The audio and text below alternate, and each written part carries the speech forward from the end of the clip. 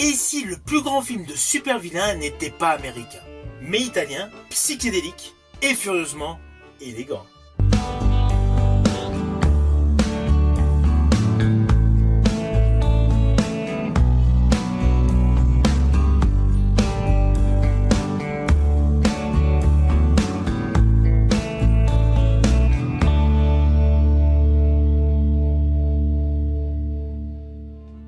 Hello, c'est HR, votre chroniqueur. Alors la semaine dernière, je vous ai parlé d'un petit polar français des années 60, La Malédiction de Belphégor, qui est plus dans l'esprit des Fantomas. Et bien aujourd'hui, je vais vous parler d'un film italien, véritable compromis entre les OSS 117 et les Fantomas. Il a pour titre Danger diabolique. Ce film est une véritable pépite culte, réalisée par Mario Bava en 1968. Avant d'aller plus loin, n'oubliez pas, si vous n'êtes pas abonné, pensez à le faire, pensez à la petite cloche pour les notifs, mais surtout à vos commentaires. Let's go! Master Sports Car Racer.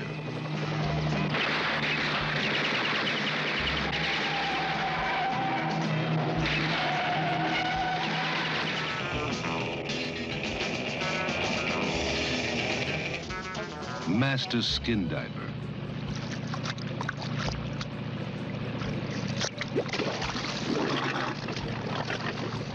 Master Lover.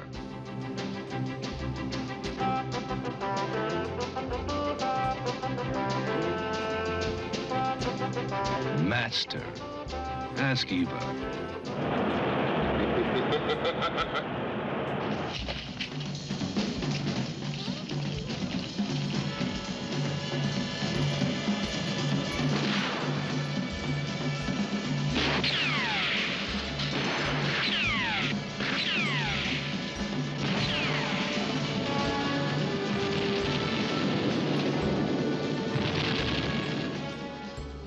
Diabolic, the absolute gold-plated end. Ask Eva.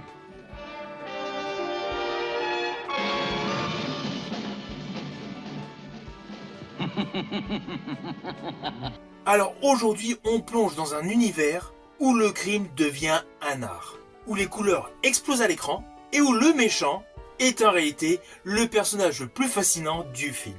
Et surtout, on va voir comment en fait ce film a influencé, même anticipé, les représentations modernes des anti-héros à l'heure actuelle.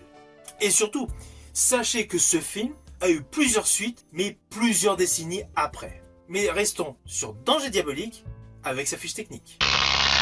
Alors donc, il a pour titre Danger diabolique, il est sorti en 1968, réalisé par Mario Bava, avec des interprètes internationaux, je pense à John Philippe Lowe, Marisa Mel et Michel Piccoli. Vous voyez, la distribution est internationale. La musique de ce film, exceptionnelle, elle est de l'incontournable Ennio Morricone. Alors ce film est attaché au genre polar, action, pop art et adaptation de bande dessinée.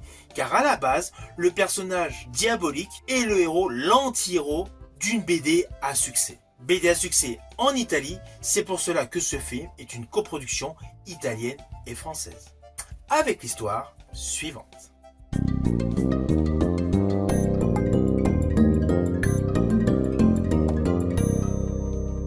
Alors naturellement, je vais vous faire de manière très simple. Il y a un grand criminel qui vole de l'argent, de l'or, aux forces de l'ordre, pendant les convoyages de fonds.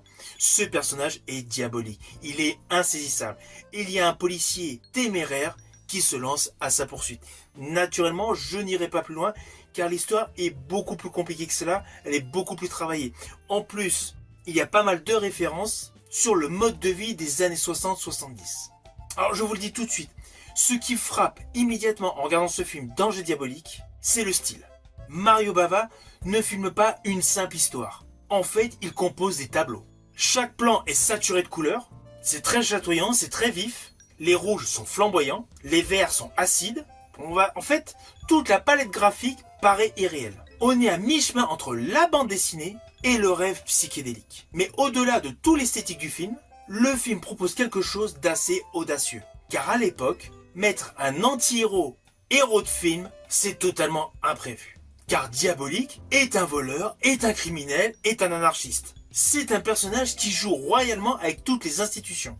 Il critique la police, la politique, tout ce qui est mis en place. L'ordre établi, il est opposé. Et pourtant, on ne peut s'empêcher de l'admirer. Alors sa relation avec le personnage d'Eva Kant, incarné par Marisa Mel, ajoute une dimension sensuelle et complice. On n'est pas du tout dans le classique la femme en détresse. C'est une partenaire, une égale, presque une véritable muse du crime. Et pour l'époque, il y a pas mal de plans séquences sensuels qui sont limite érotiques. À cela s'ajoute la musique envoûtante d'Ennio Morricone, avec un côté jazzy, un côté hypnotique, ce qui, in fine, transforme chaque scène en expérience sensorielle. Alors c'est clair, c'est un film en avance sur son temps.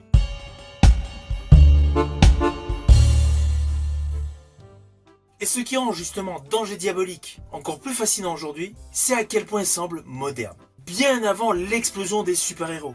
En fait, ce film proposait déjà un personnage moralement ambigu, une stylisation extrême et un ton décalé entre sérieux et ironie. On va pas se mentir, on peut clairement voir dans son influence des films comme Drive, Baby Driver ou même certaines esthétiques des films Marvel. Alors évidemment, ce film a marqué son temps, des suites ont été mises en chantier, mais bien plus tard. C'est surtout depuis 2021 qu'une nouvelle trilogie italienne a été lancée par les frères Manetti.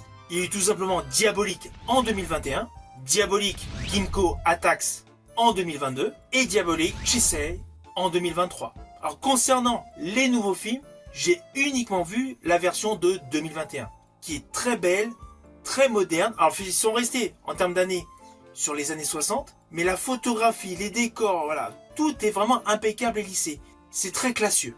Du coup, je peux vous dire que cette nouvelle trilogie de films tente de rester fidèle à l'esprit original de ce film Danger diabolique. Et d'ailleurs, là où jadis Mario Bava proposait une explosion pop et stylisée, les versions modernes adoptent une approche plus sombre, plus dark, plus réaliste, presque néo-noir. Mais l'ADN reste le même.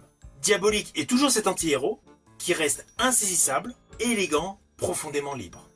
Je rajouterais, on sent également que ces nouvelles adaptations doivent beaucoup au film de 1968, qui a fixé en fait une imagerie iconique, le costume noir, la relation sensuelle avec Eva Kant et cette fascination pour le crime comme performance.